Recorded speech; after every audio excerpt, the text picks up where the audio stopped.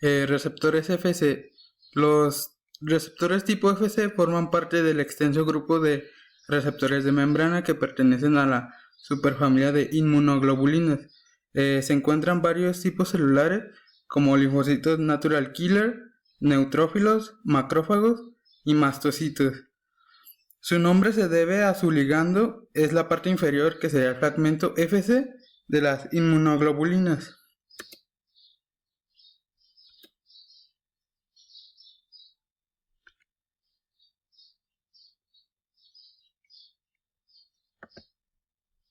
Los receptores Fc median muchas funciones efectoras.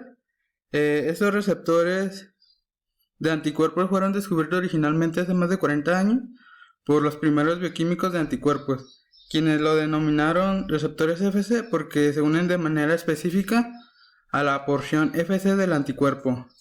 Estos permiten a las células inmunitarias específicas aprovechar la especificidad extrema de anticuerpos para enfocar sus funciones celulares sobre antígenos y agentes patógenos específicos.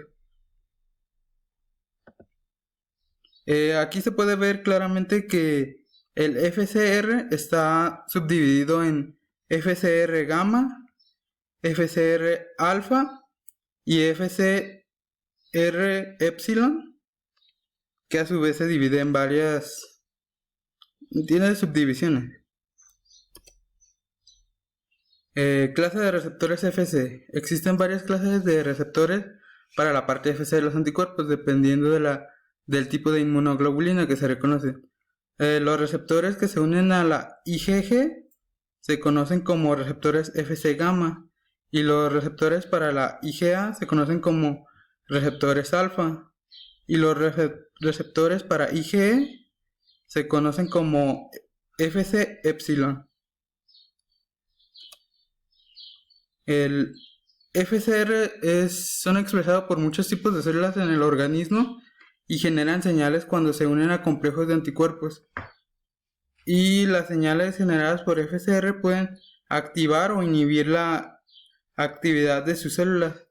Si un FCR es activador o inhibidor, esto va a depender generalmente si es un ITAM, que sería un motivo de activación basado en tirosina, o un ITIM, que es motivo de inhibición basado también en tirosina.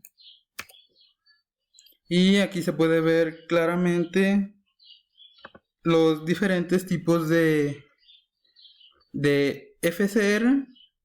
Por ejemplo, los FCR gamma, que también se les conoce como CD64, y esos van a presentarse en ratones, que sería la IG2A, y en humanos, que sería la IG1 e IG3. Estas células se expresan en células dendríticas, monocitos, macrófagos y granulocitos, además de linfocitos B. Y su principal función es fagocitosis y activación de células. Otra sería la FCR gamma R2, que a su vez se le conoce como CD32. Y estos se unen a IgG,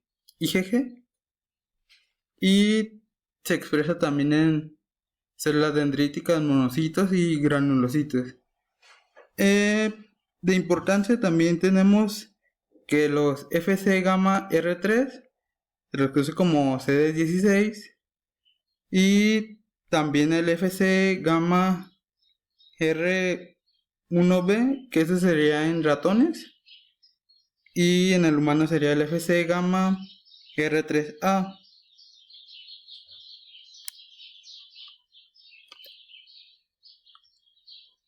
Y además el Fc epsilon R1, que ese se va a unir a la inmunoglobulina E. Este va a estar presente en eosinófilos, basófilos y mastocitos.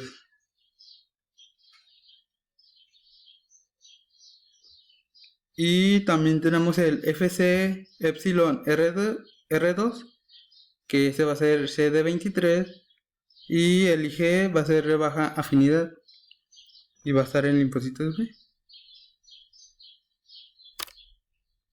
Y otro que tenemos, que es el PLGR, que ese es el receptor de inmunoglobulina polímero, o que este es expresado por células epiteliales y tiene una función singular que inicia el transporte de IgA e IgM desde la sangre hacia la luz del interior de múltiples tejidos, entre ellos el tracto gastrointestinal, respiratorio y el reproductor.